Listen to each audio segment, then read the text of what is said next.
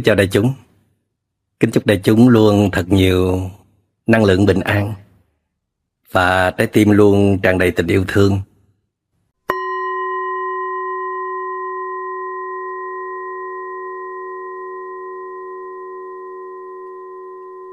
Đó là có phát hiện được đó quý vị. Còn nhiều người trầm cảm nặng mà vẫn chưa phát hiện được.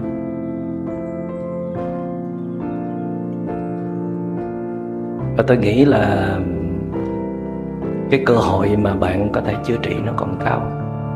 Là tại vì khi bạn nói chuyện và tôi nghe cái giọng bạn nó vẫn còn khỏe, còn linh lợi. Với điều quan trọng là bạn đã thừa nhận là mình đang bị trầm cảm. Cái đó là một cái bước quan trọng. Còn lại là chúng ta sẽ tìm phương pháp nào. Thì theo tôi thì bạn không nên dùng thuốc tây. Tại vì thuốc nó chỉ giúp cho bạn, nó giúp cho cái não của bạn nó tiết ra một số cái nội tiết tố để làm êm dịu thần kinh thôi. Và nó làm cho bạn bớt đau đớn hay là bớt mệt mỏi. Nó làm cho cái tiến trình trầm cảm của bạn nó chậm lại một chút thôi, chứ không bao giờ có thể chữa lành hết được. Chúng ta bị trầm cảm là chúng ta bị những cái biến động về tâm lý. Và chúng ta lạc mất cái chủ thể của tâm hồn của mình từ cái độ đó, từ ở nơi đó. Cho nên mất cái chỗ nào thì phải tìm ở chỗ đó, chứ không phải mất ở bên ngoài. Đừng có trông cậy vào cái bên ngoài. Người khác, hoàn cảnh hay là thuốc đều là cái ở bên ngoài. Mình phải trở về với cái nội tâm của mình để điều chỉnh lại.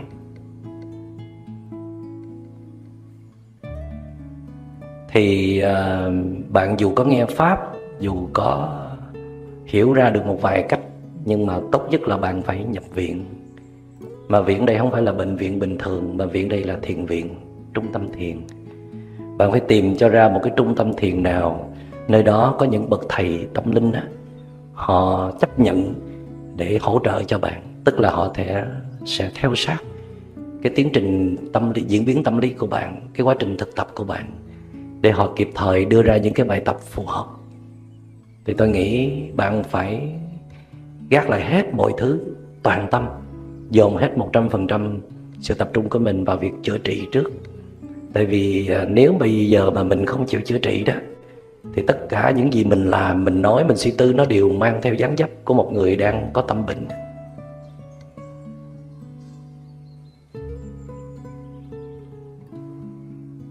Cho nên tôi nghĩ bạn nên làm một cái quyết định mạnh mẽ.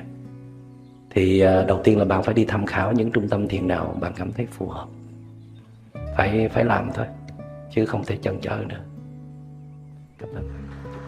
Chúc bạn sớm tìm ra được nơi phù hợp để chữa lành vết thương.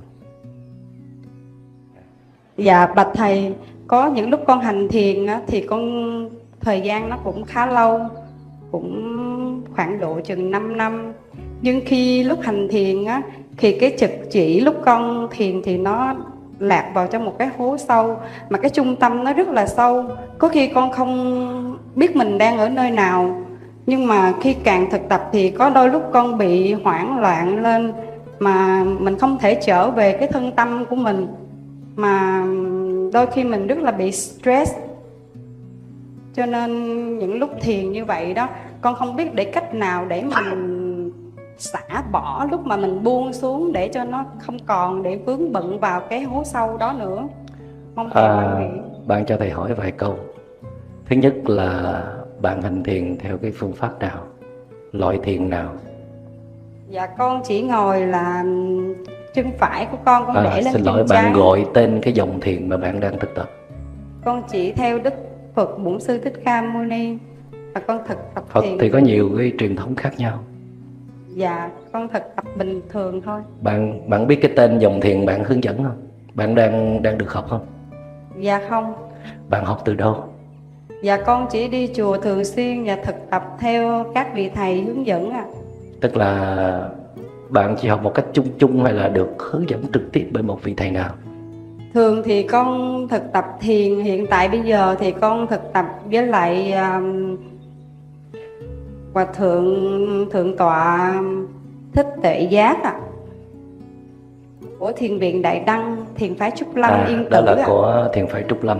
Dạ. Thì ít nhất là bạn phải biết cái gốc của dòng thiền đó, để tôi biết cái dòng thiền đó họ thực tập về cái gì. Dạ. Thì tôi mới có thể tư vấn cho bạn được. Dạ. Thì khi mà bạn học với cái vị thầy đó thì tôi muốn hỏi thêm là bạn học được bao lâu? Có trải qua một cái khóa nào dài ngày ở trong cái thiền viện đó hay không? Rồi có được tham vấn trực tiếp với vị thầy đó nhiều lần hay không? Dạ, công việc thì lúc rất bận, cho nên những lúc mà con được đến chùa thì con rất mong được khi quý thầy đến giảng dạy thì con đều đến tập và thực tập. Thì có những lúc con tự về con đi tập con đi tập thể dục, thì có những lúc rảnh thì con đọc sách. Thì khi mà con thực tập con không làm gì cả thì con chỉ là niệm Phật và quán tưởng cái hơi thở của mình, thì nó gặp cái trường hợp đó. Rồi được rồi. Thì thứ nhất á, là bạn mà muốn thực tập thiền một cách chuyên sâu, đi sâu vào thiền á, thì bạn buộc phải học rất là kỹ, nắm vững rất là kỹ các kỹ thuật hành thiền. Và bạn phải có một cái vị thầy thực tập thành công, có nhiều trải nghiệm để đỡ đầu cho bạn. Tại vì cái quá trình hành thiền bạn không thể, mình muốn làm cái gì mình làm theo cái kiểu của mình. Nó có những cái kỷ luật, nó có những cái nguyên tắc, nó có những cái điều lệ của nó. Và nếu mà bạn trượt ra đó, có thể bạn sẽ lãnh lấy những cái hậu quả khôn lường. Đó là một cái thứ mình không thể dẫn chơi được. Mình khi mà dùng tới cái tâm mình để mà huấn luyện á, thì phải rất là cân nhắc, rất là kỹ lưỡng. Tại khi mà nó sai rồi đó, không sửa được. Thì tôi không có dọa bạn, nhưng mà tôi chỉ muốn cảnh báo cho bạn biết rằng nếu bạn chỉ tập thiền để xả stress, để thư giãn, để định tâm nhẹ nhẹ thôi, để tâm mình đừng có suy nghĩ mông lung, hay là để vượt qua một vài cái cảm xúc nào đó, thì dĩ nhiên là bạn có thể đọc từ sách, hay là nghe trên băng giảng, hay là học một ít từ một vị thầy nào đó là đủ để thực tập. Nhưng mà bạn muốn đi xa hơn, bạn muốn chuyển hóa phiền não, bạn muốn có tuệ giác vân vân đó, thì bạn phải học rất là kỹ, rất là nghiêm túc từ một vị thầy thành công nào đó, mà phải được nương tựa vào vị đó một thời gian ít nhất là vài năm trời. Tại vì trong suốt cái quá trình hành thiền á, chúng ta rất dễ mắc phạm sai lầm, gọi là thái độ hành thiền sai. Mặc dầu kỹ thuật chúng ta nắm rất là đúng, nhưng mà cái thái độ của chúng ta khi chúng ta đem về thực tập thì chúng ta làm theo cách của chúng ta, mà cái cách của chúng ta là không phù hợp để đạt được kết quả. Đó là cái thứ nhất. Cái thứ hai đó là lý giải tại sao mà bạn có cảm giác bạn rơi vào những cái hố sâu, là do bạn tập định nhiều quá mà bạn ít có thực tập về niệm. Tức là bạn chú ý vào một điểm nhiều quá. Cứ mỗi lần hành thiền là bạn cứ chú ý vào một điểm, mà thường những cái điểm đó là trên bộ phận, trên gương mặt của bạn. Ví dụ là từ cái mũi đi lên đó, và bạn chú ý vào bất cứ điểm nào từ với mũi đi lên, thì cũng dễ cho bạn cảm giác là rơi vào một cái vùng sâu thẳm nào đó và không có đi ra được.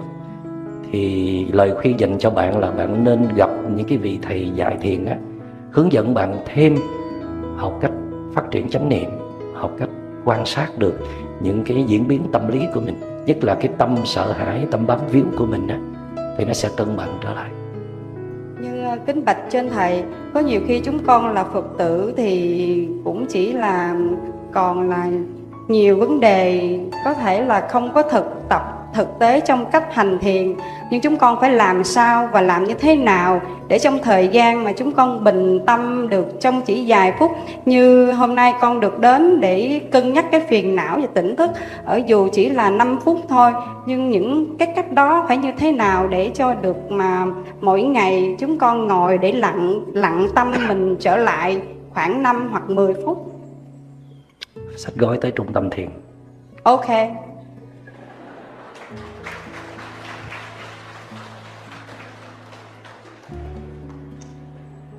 Mời câu hỏi khác. Dạ bạch thầy, con có 2 câu hỏi. Con xin được hỏi thầy. Dạ con trên lầu. Con xin được hỏi thầy. Câu thứ nhất là nếu một người đến với Vipassana khóa 10 ngày nhưng mà họ không có đủ cái định tâm, không có đủ cái nghị lực để vượt qua được cái ngày thứ hai, thứ ba,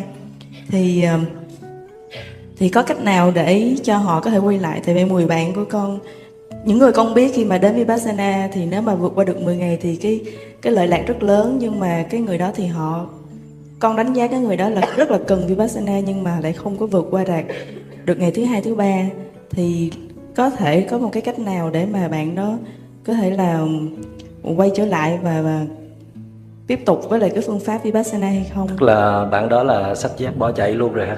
Dạ, con nghĩ là tại vì cô đó học Vipassana ở Mỹ, và có lẽ là cái văn hóa và cái không hiểu, nhất là những cái buổi tối để mà trao đổi về phương pháp á, con nghĩ là có thể là không hiểu hoặc là như thế nào đó, và có thể là không vượt qua được cái 5 giới là không nói chuyện, không tiếp xúc. Có thể con cũng không rõ lắm cái vấn đề đó là như thế nào, nhưng mà con đánh giá là cái nghị lực để mà vượt qua được những cái giữ được 5 giới đó là không đủ. Bạn có trải qua khóa Vipassana nào 10 ngày chưa? Dạ có Mấy lần? Dạ 2 lần. Mà những lần đó bạn cũng phải chống chọi nhiều hay là rất là dễ dàng? Dạ con thì trong dễ dàng. Dạ, trường hợp của con, nhưng mà con nghĩ bạn đó có lẽ là có những cái vết thương về tâm lý nó nặng hơn. Cảm ơn câu hỏi của bạn. Dạ con còn một câu hỏi thứ hai nữa là cái việc ăn chay có thể là hỗ trợ được trong quá trình thiền định được không thầy? Tại vì con cũng muốn là ăn chay hoàn toàn. Dạ, con cảm ơn. Ở đây có thể có nhiều vị chưa biết nhiều về những thông tin về cái khóa thiền Vipassana. Thì theo tôi biết thì độ khoảng 10 năm trở lại đây thì dòng thiền Vipassana bắt đầu phát triển thịnh hành trở lại ở Việt Nam. Tôi nói phát triển thịnh hành trở lại là tại vì trước đây đã có rồi, nhưng mà sau đó thì nó lặn xuống, rồi bây giờ nó sống dậy. Và nhờ cái công của các vị thiền sư ở các nước như là Tích Lan, Miến Điện hay là ở một số nước khác đến để chia sẻ, thì Vipassana như tôi đã nói là có nhiều dòng khác nhau. Mà tụ trung là khi chúng ta thực tập Vipassana, cụ thể là những cái khóa thiền 10 ngày á, thì điều kiện của nó khá gắt gao. Thứ nhất là chúng ta sẽ im lặng suốt 10 ngày, không sử dụng điện thoại, không nói chuyện, thậm chí là không được tiếp xúc bằng mắt hay là nở nụ cười chào hỏi gì hết. Mỗi người phải tự quay về với chính mình, đối diện với chính mình. Tại vì khi chúng ta nói chuyện, khi chúng ta hướng ra bên ngoài thì tâm chúng ta nó bị dao động ngay lập tức. Phải dành ưu tiên suốt cái thời gian đó để quay vào bên trong. Thêm nữa là thời khóa hành thiền rất là gắt gao. Cứ 1 tiếng ngồi thiền rồi 1 tiếng đi thiền hành, 1 tiếng ngồi thiền, 1 tiếng thiền hành. Một ngày có thể hành thiền 10 tiếng, ngồi thiền 10 tiếng. Thì cái ưu điểm của nó đó là nó làm cho bạn, nếu bạn chấp nhận được, bạn bắt được cái nhịp đó, bạn cảm thấy phù hợp thì bạn định tâm rất nhanh. Cái tâm bạn đang lao sao, đang lăng xăng, đang không có điểm tựa, thì vào một cái khóa Vipassana mà chuyên về định chẳng hạn, thì bạn có ngay một cái điểm tựa, đó là chính bạn. Quay trở về chính mình rất là nhanh. Tại vì bạn nhờ sức mạnh của đám đông, của đoàn thể, bạn có nhiều cảm hứng. Dù bạn lười biếng, nhưng mà nhờ cái sự tinh tấn của những người xung quanh mà nó kéo bạn đến cái gói ngồi thiền cũng không có quá khó. Tuy nhiên cái nhược điểm của nó là một cái môi trường nó quá đối nghịch với cái môi trường trước đây bạn đang sống. Tâm bạn đang rất là lăng xăng, đang rất là xao động, đang chụp bắt cái này, chụp bắt cái kia. Đột ngột bạn đẩy nó vào một môi trường quá nghiêm khắc, ngồi yên có một chỗ, chú ý vào có một điểm, thì nó phải phản ứng. Vậy thì nếu bạn có nội lực mạnh, nội lực bạn còn vừa đủ để xài, thì bạn cầm cự được tới ngày thứ 10. Đó là chưa nói là ngày thứ 6 đã bắt đầu bi đát. Muốn về hàng chục lần, thậm chí lên xin thầy, xin sư cô, có một lý do rất là chính đáng để được về. Nhưng mà các thầy, các sư cô không hề từ bi. Tại vì biết mình đang bị những cái vọng tưởng mình nó lừa đảo. Còn những người mà nội lực không có đủ mạnh đó, tức là nó quá yếu, hoặc là họ đã quá quen sống trong cái điều kiện tự do, thích gì làm đấy, mà đột ngột đi vào một môi trường quá khắc nghiệt như vậy thì cái sự phản ứng rất là mạnh mẽ. Thậm chí là những người mà không có thói quen chịu đựng một cái gì hết, hễ thấy cái gì mà hơi khó chịu, hơi ràng buộc là muốn bước ra liền, muốn phá vỡ liền, thì không cách nào theo nổi 10 ngày. Hoặc là những người tâm lý đang rất là hoảng loạn, nhưng mà họ không có duyên để nắm bắt được những cái phương pháp hành thiền ở đó. Họ đồng nhất hoàn toàn với cái cảm xúc ở trong lòng của họ, thì tất nhiên là họ không thể ở nổi, một ngày ở cũng không nổi nữa. Thì một cái người mà không thể ở nổi một cái khóa thiền như vậy thì cũng không có gì là dở hay là kém. Nó chỉ là cái tình trạng tâm lý mỗi người tại mỗi thời điểm là khác nhau. Lần này không được thì lần khác. Và tôi có thêm một cái đề nghị rằng là trước khi chúng ta bước vào một cái khóa thiền chuyên sâu 10 ngày như vậy đó, thì chúng ta nên đi qua những cái khóa thiền ngắn hạn hơn, 1 ngày, 2 ngày hay là 3 ngày, 4-5 ngày gì đó, cho nó quen đời sống tĩnh lặng, đời sống quay vào bên trong, đời sống mà không có sử dụng điện thoại, không có chụp bắt cái này cái kia, cho nó quen, rồi hãy đi vào cái khóa chuyên sâu 10 ngày thật sự. Câu thứ hai là ăn chay có hỗ trợ cho việc hành thiền hay không? Thì câu trả lời là có, nhưng mà ăn chay cũng phải đúng cách đó. Nếu mình ăn chay theo cái kiểu là mình không có kiến thức về ăn chay đó, mình ăn những thực phẩm không có lành tính, kể cả ăn chay mà mình vẫn sử dụng những thực phẩm không lành tính đó quý vị.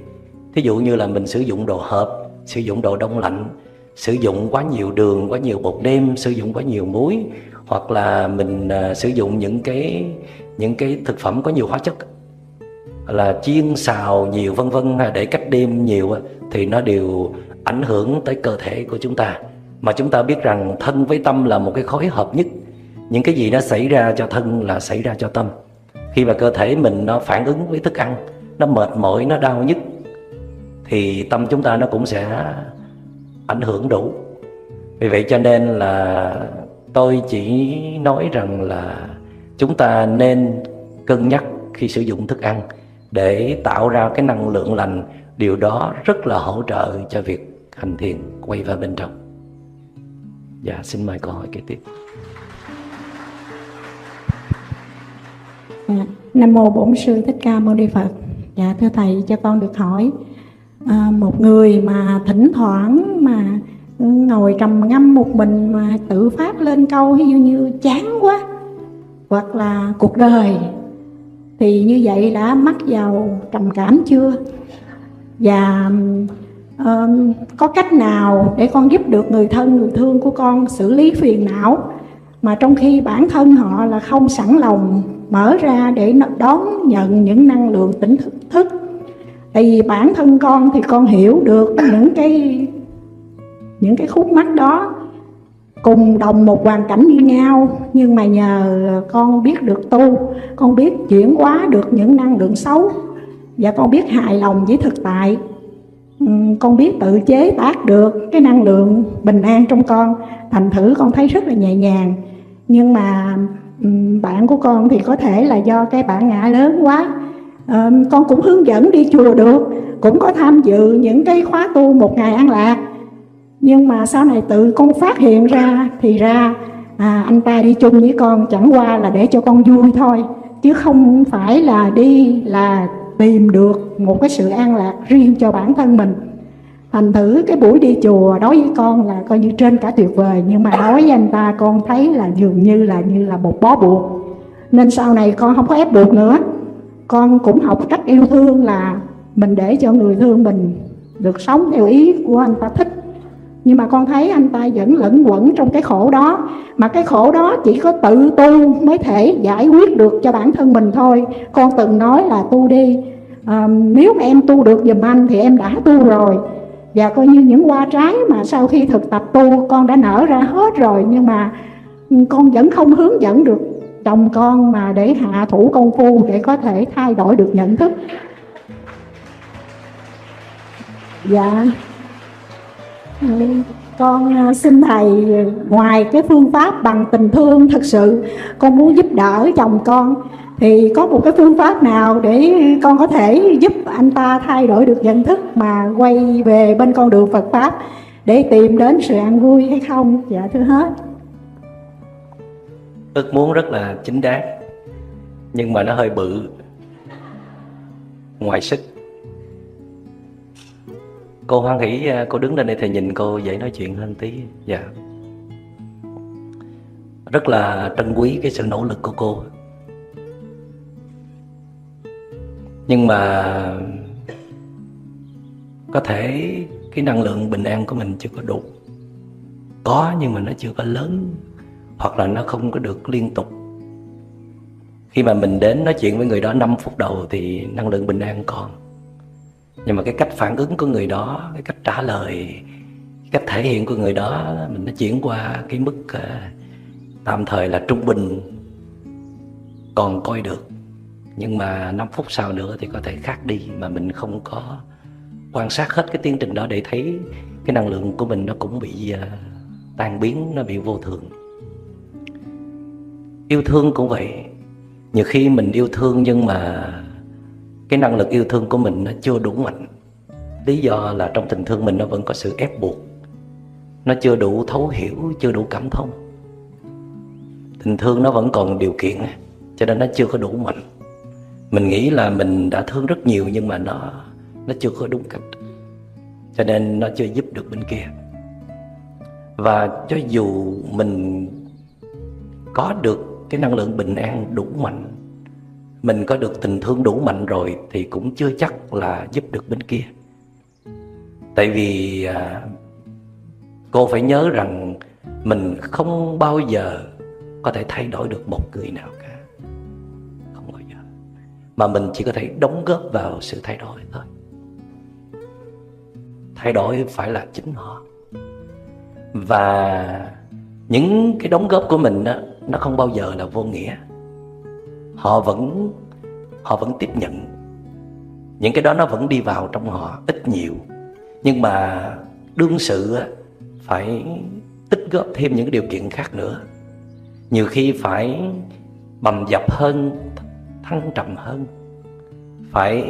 Hoặc là họ phải được nghe, được tiếp xúc với những cái bậc cao minh hơn, những người có đủ cái uy lực làm cho họ chịu lắng nghe, chịu làm theo hơn, thì họ mới thay đổi được.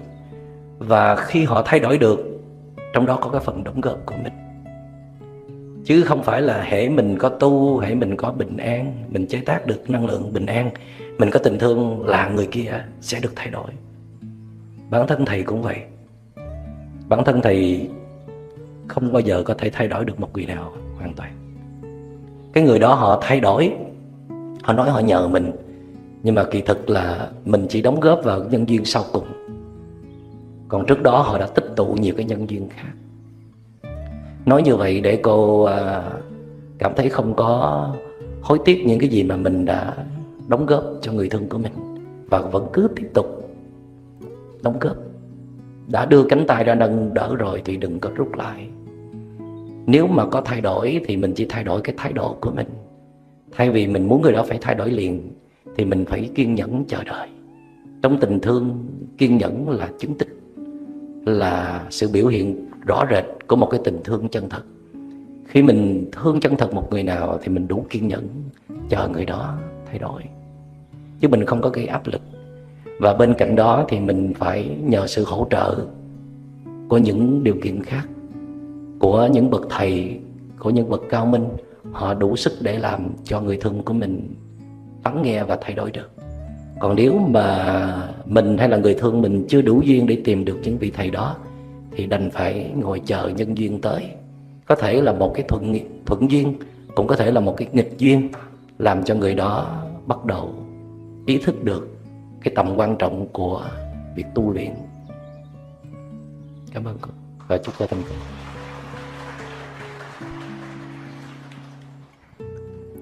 Dạ, kính bạch thầy, kính thưa đại chúng. Dạ, kính thưa thầy, cho con hỏi á, là trong những tình huống mà phiền não mà nó đến thực tế từ những cái vấn đề của thân, chẳng hạn như là một cái thân mệt mỏi, hoặc là một cái thân đau nhức vì một cái vấn đề sức khỏe, và cái cơn đau đó nó liên tục tác động và nó làm cho cái người đó phải liên tục đối diện 24/24 tiếng. Dù được điều trị họ vẫn có những lúc họ giảm đau, có những lúc họ vẫn đau, thì họ sẽ luôn luôn phiền não và cảm thấy bị tuyệt vọng. Thì trong những lúc đó chúng ta cần phải quán như thế nào về cái thân của mình để giữ được một cái năng lượng tỉnh thức và giúp cho mình bớt đi phiền não ạ. Dạ, con cảm ơn thầy. Tới lúc đó là không kịp, mình phải làm trước khi nó xảy ra. Có những lúc mà nó chưa đau quá, cái lúc tâm mình nó tương đối ổn, thì mình đừng có để cái tâm mình nó suy nghĩ lung tung, nó nắm bắt đối tượng này đối tượng khác, mà mình phải thực tập liền, thực tập quay vào quan sát cơ thể của mình trong những lúc nó chưa đau, tập yêu thương nó. Và mình luyện tập cho mình một thói quen là mình chú ý từng bộ phận trên cơ thể, và chú ý tới đâu mình cũng gửi tình thương tới đó. Tốt nhất là bạn nên nằm xuống, nằm trên sàn nhà hay là ở trên giường, và bạn thả lỏng toàn thân, chúng tôi gọi là thiền buông thư. Và bạn bắt đầu giống như là scan cái body của mình, tức là cho cái máy nó ra cái cơ thể của mình. Cái máy đây là sự chú ý, tức là bạn bắt đầu đặt sự chú ý và nó kèm theo cái tình thương nữa. Thì bạn chú ý tới bàn chân, bạn cảm nhận bàn chân, bạn thả lỏng bàn chân, rồi bạn thương yêu bàn chân, bạn ý thức được những cái giá trị mà bàn chân đã đem lại cho bạn. Từ bàn chân rồi tới cẳng chân, rồi tới bắp chân, rồi tới hai cánh tay, bàn tay, ngón tay, rồi đôi bờ vai, rồi tới gương mặt, từng cơ bắp trên gương mặt. Sở dĩ mà tôi đề nghị đi từ ở dưới đi lên đó, lý do là khi bạn chú ý tới đâu thì cái bộ phận trên cơ thể nó bắt đầu nó mềm tới đó, và có khuynh hướng là cái năng lượng dễ chịu nó xuất hiện, làm cho bạn dễ chìm vào giấc ngủ.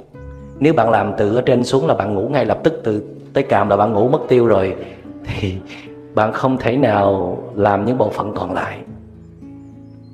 Bắt đầu bạn học cái thói quen là quan sát và yêu thương cơ thể của bạn. Bạn phải tin rằng ở trong cái cơ thể của bạn nó có những cái vùng lành mạnh, nó vẫn còn những cái vùng lành mạnh. Và khi bạn chú ý vào những cái vùng lành mạnh đó, rồi bạn có thể bạn đọc thoại, bạn nói chuyện, bạn thể hiện lòng biết ơn của nó, rồi bạn lại quay qua những cái vùng đau nhức. Mặc dầu tại thời điểm đó cái cơn đau nhức nó chưa thật sự hoành hành bạn, nhưng mà nó còn ngấm ngầm ở bên trong. Thí dụ như đôi bờ vai của bạn đang rất là đau nhức, thì bạn nên dừng lại ở đôi bờ vai một thời gian tương đối lâu, thí dụ như là 5 phút hoặc là 10 phút, để đối thoại với cái đôi vai của bạn. Bạn đối thoại với tất cả sự trìu mến, sự yêu thương. Và khi mà bạn đã viếng thăm những cái vùng lành mạnh rồi, mà tới khi bạn viếng thăm cái vùng đau nhức, thì bạn có thể kết nối năng lượng từ những cái vùng lành mạnh với cái vùng đau nhức được, qua cái sự chú tâm của bạn. Thì những năng lượng lành từ những cái vùng lành mạnh đó, nó sẽ tràn về, nó ôm lấy những cái vùng đau nhức. Thì như vậy cái sự đau nhức nó sẽ được thoa dịu và chữa trị. Nếu trong ngày mà bạn thực tập như vậy liên tục á, thì cơ thể của bạn nó luôn luôn ở trạng thái là mềm mại, thư giãn. Tới khi mà cái cơn đau nhức nó xuất hiện á, thì cái sự mềm mại thư giãn nó vẫn còn ở đâu đó trong con người của bạn. Thì cái phản ứng để chống lại cái đau á, nó rất là thấp. Sở dĩ mà cái đau á, nó xuất hiện mà nó hành hạ được bạn á, là tại vì nó xuất hiện trong cái tình huống là bạn chưa có chuẩn bị sẵn, bất thình lình. Bạn đang không có một cái năng lượng tỉnh thức, bạn đang không có một năng lượng bình an, bạn đang không có một năng lượng thư giãn, mà lại bạn đang sở hữu một cái năng lượng rất là tiêu cực hoặc là rất là bạo động. Cho nên khi cái nỗi đau nó xuất hiện, đáng lẽ nỗi đau chỉ là nỗi đau thôi, nhưng mà bạn cộng thêm một cái thái độ không chấp nhận, bạn muốn loại trừ, bạn muốn đẩy nó qua một bên, nhưng bạn làm không được, thì cho nên nỗi đau nó tăng gấp đôi. Vậy thì cái đau nó đến đột ngột bạn không thể tránh được, nhưng mà cái thái độ của bạn thì bạn có thể tránh được. Bạn có thể làm cho nỗi đau nó giảm xuống một nửa qua cái thái độ phản ứng của bạn. Mà muốn có một thái độ phản ứng đúng thì bạn phải thực tập trước đó rất là nhiều. Nghĩa là nếu được nữa thì bạn nên thực tập thiền. Thiền nó giúp cho bạn lúc nào cũng tỉnh thức, lúc nào cũng quay về chính mình, lúc nào cũng quan sát được tình trạng ít nhất là cơ thể của mình hoặc là những cái dòng cảm thọ của mình. Thì khi mà cái nỗi đau nó đến trong tình trạng bạn đang thiền, đang tỉnh thức, thì bạn sẽ xử lý nó khác. Còn khi mà bạn đang không chú ý vào chính bạn, bạn hướng tâm ra bên ngoài, đó là chưa nói những lúc bạn cạn kiệt năng lượng, thì phản ứng của bạn rất là dữ dội. Chính cái phản ứng đó làm cho nỗi đau nó tăng gấp nhiều lần, chứ không chỉ là 2 lần. Vậy thì khi mà bạn đang có một năng lượng bình an, năng lượng tỉnh thức để đón nhận cái đau đó, thì cái đau nó giảm xuống rất nhiều. Và thậm chí là nó nằm ở dưới cái năng lượng tỉnh thức và bình an của bạn. Còn nếu không thì nó nằm ở trên và nó sẽ hành hạ được bạn. Thì tất nhiên cái đau kia thì bạn phải dùng thuốc, bạn phải nhờ bác sĩ, bạn phải dùng nhiều liệu pháp để can thiệp. Nhưng khi bạn hành thiền, khi bạn quay về chính mình đủ lâu, khi bạn tạo ra được năng lượng tỉnh thức, thì bản thân đó cũng có thể chữa lành được cái đau trên cơ thể của bạn. Một mặt là nó không tạo ra một cái năng lực đối kháng, một mặt là nó có thể đón nhận cái đau kia và thoa dịu và chữa lành được cái đau kia. Cho nên bạn nên dành nhiều thời gian để xây dựng năng lực tỉnh thức. Cảm ơn con.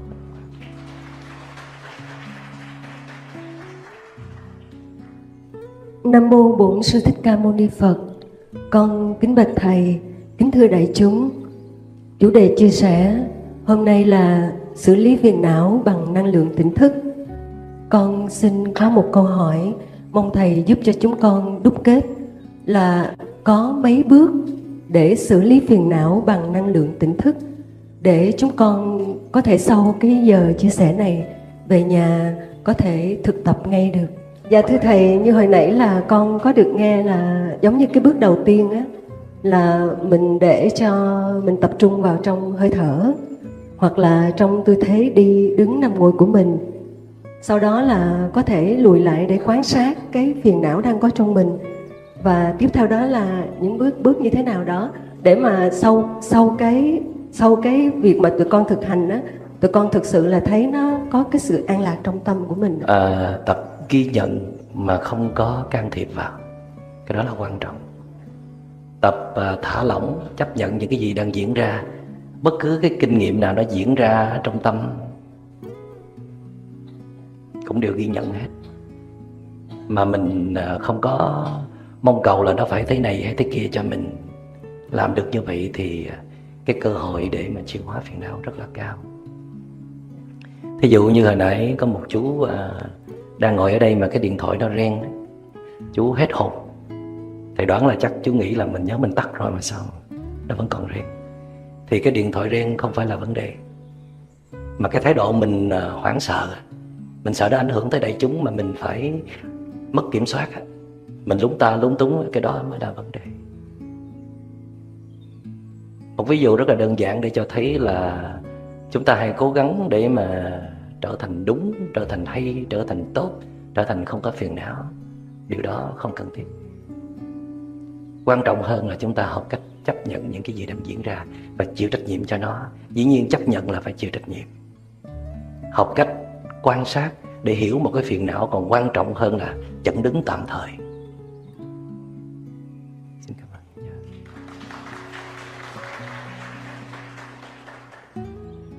Dạ thưa thầy, là con thì trước giờ chưa có đi học thiền ở bất cứ vị thầy nào hay là ở đâu hết.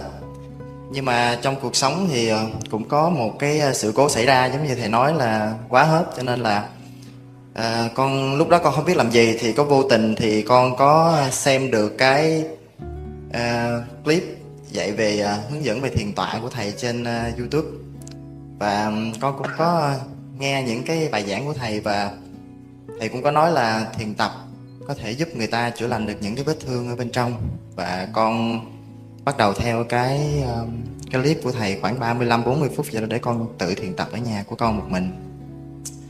Nhưng mà ngày hôm nay thì con vào đây con nghe thầy giảng về cái vấn đề là con muốn hỏi thầy là thầy nói là thiền nó không phải là nó đơn giản, bởi vì mình cần đi theo một cái người thầy nào đó có cái sự thành công về tu tập và có cái sự tham vấn về những cái vấn đề xảy ra trong quá trình, mà bản thân con thì không có cái cơ hội để có thể tham vấn và để hỏi trực tiếp nhiều như vậy, cho nên con muốn hỏi thầy là mỗi ngày thì hiện tại con chỉ thiền tập khoảng 30 phút, và liệu như vậy thì nó có vấn đề gì không, có ảnh hưởng gì không?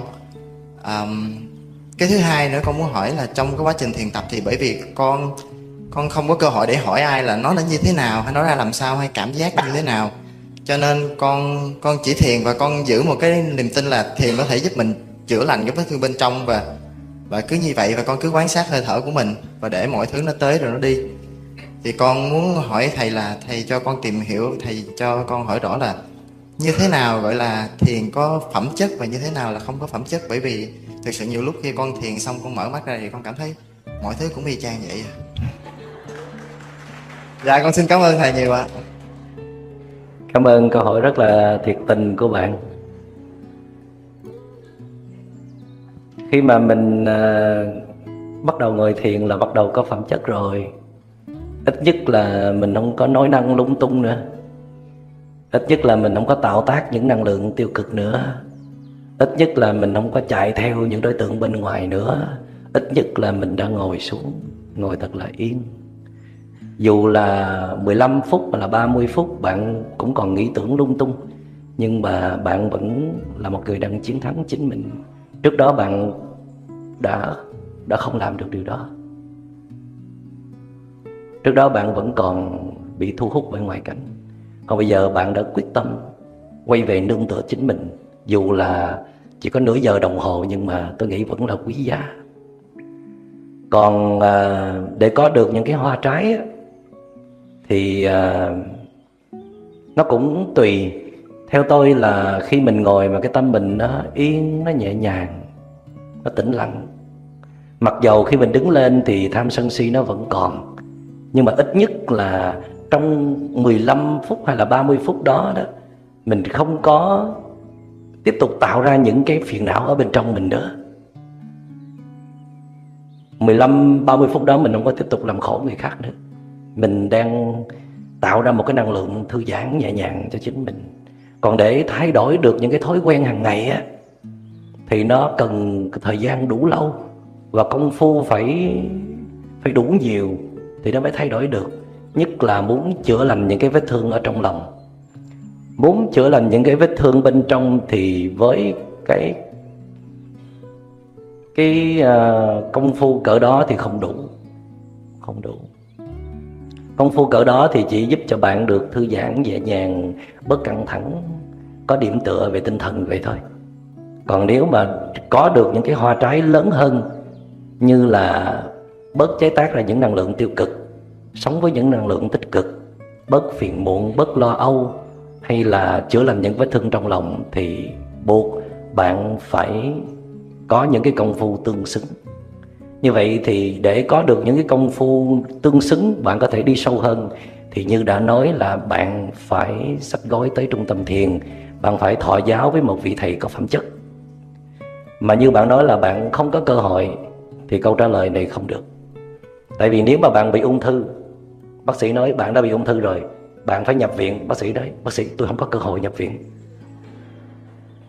tôi bận lắm. Khi bạn nói như vậy nghĩa là bạn vẫn còn đánh giá rất là thấp tình trạng của bạn. Còn khi mà bạn đã đánh giá đúng tầm mức, nghĩa là nó đang hoành hành bạn, nó đang chi phối vào phẩm chất đời sống của bạn, thì không có cái gọi là không có cơ hội được. Bạn phải tự tạo cơ hội. Bạn phải tìm mọi phương cách để mà thực tập thiền cho bằng được. Nếu bạn tin rằng thiền có thể giúp bạn có thể chữa trị được những vết thương trong lòng. Có nhiều người nói tôi không có duyên. Duyên ở đâu ra? Duyên do mình tạo chứ ở đâu. Thì tất nhiên là mình cũng có dựa vào một số cái điều kiện thuận lợi bên ngoài, nhưng mà hầu hết là từ phía của chúng ta. Cái vấn đề là bạn đã ý thức đủ về cái tầm quan trọng hay là giá trị mà thiền mang lại cho bạn hay không, hoặc là bạn có đánh giá đúng về cái vết thương lòng của mình hay không thôi. Cảm ơn bạn.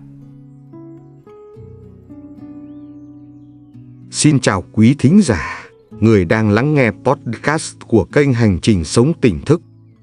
Hôm nay, tôi mời bạn cùng ngồi lại, thả lỏng đôi vai, hít thở thật sâu và đi vào một hành trình chữa lành rất đặc biệt Hành trình vượt qua trầm cảm bằng sự hiểu biết và tỉnh thức, theo chia sẻ từ thầy Minh Niệm, một thiền sư và nhà trị liệu tâm lý được hàng ngàn người yêu kính. Trầm cảm không chỉ là một căn bệnh thời đại, nó còn là tín hiệu cứu nguy từ tâm hồn. Và điều kỳ diệu là chữa lành là có thể khi ta biết nhìn lại, hiểu mình và sống thật với cảm xúc. Đây là hành trình của lòng từ bi, của thiền định và trên hết là hành trình quay về chính mình. Phần 1 hiểu về trầm cảm. 1. Trầm cảm không phải bệnh mà là bóng tối cần được thắp sáng. Trầm cảm là trạng thái tinh thần khi nội tâm rơi vào sự mất kết nối với chính mình, với cảm xúc và với sự sống. Người bị trầm cảm không cần phán xét, họ cần được thấu hiểu. Trong buổi chia sẻ, thầy Minh Niệm ví von trầm cảm giống như một căn phòng tối, nhưng bạn không thể hét lên để làm nó sáng, bạn cần thắp một ngọn nến. Hãy tự hỏi chính mình, bạn có đang ở trong căn phòng đó không? Hãy kiên nhẫn, cánh cửa chữa lành luôn có thể mở ra từ bên trong. 2. Cội nguồn sâu xa của trầm cảm. Áp lực, tổn thương thời thơ ấu, thiếu vắng tình thương hoặc những kỳ vọng sai lầm đều là mảnh đất khiến trầm cảm nảy sinh. Trầm cảm thường đi kèm với cảm giác trống rỗng, vô nghĩa và tuyệt vọng. Thầy dạy, trầm cảm không hại bạn, cái hại là bạn đã bỏ quên chính mình quá lâu. Phần 2 giờ 5 phút nguyên tắc chữa lành. 1. Nhìn nhận không né tránh cảm xúc. Hãy để buồn được buồn, đừng ép mình phải vui. Gợi ý thực hành. Mỗi sáng, hãy đặt tay lên tim và hỏi, hôm nay em cảm thấy thế nào? Rồi lắng nghe như một người bạn, không phán xét. 2. Kết nối với cơ thể thông qua hơi thở. Hơi thở là cầu nối giữa tâm trí và thân thể. Trầm cảm kéo ta vào suy nghĩ tiêu cực, nhưng hơi thở đưa ta về hiện tại. Thực hành, thiền hơi thở 5-10 phút ngày. Cảm nhận luồng không khí đi vào, đi ra và chỉ ở đó, không cần làm gì thêm. 3. Ôm ấp đứa trẻ bên trong. Mỗi người đều có một đứa trẻ tổn thương, bị bỏ rơi, bị la mắng, không được lắng nghe. Khi trầm cảm đến, có thể là đứa trẻ ấy đang khóc. Gợi ý thực hành, viết thư cho chính mình lúc 7 tuổi.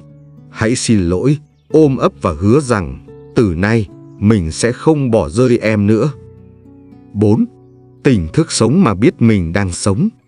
Tỉnh thức không phải là cố gắng trở nên tốt hơn, mà là thấy rõ chính mình dù là đau đớn, lộn xộn hay xấu xí. Càng thấy rõ, bóng tối càng tan đi. 5.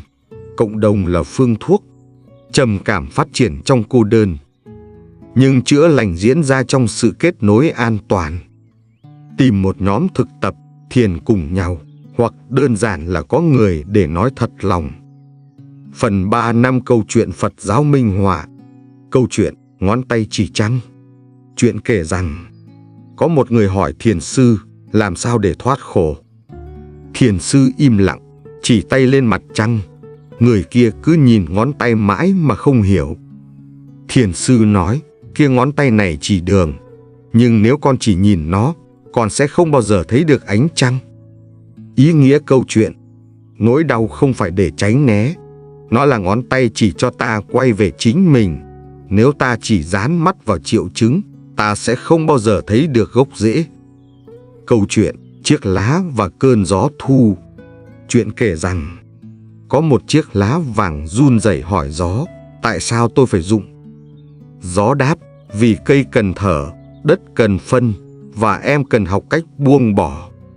Chiếc lá hiểu ra, rơi xuống nhẹ nhàng như đang khiêu vũ, không oán trách.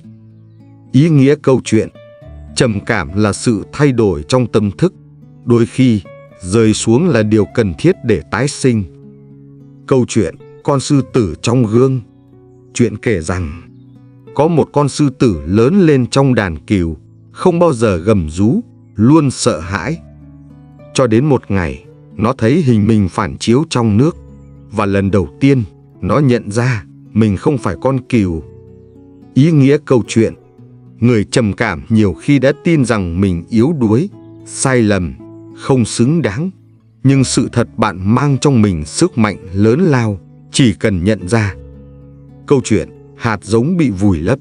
Chuyện kể, có một hạt giống than vãn, sao tôi bị chôn dưới đất tối tăm.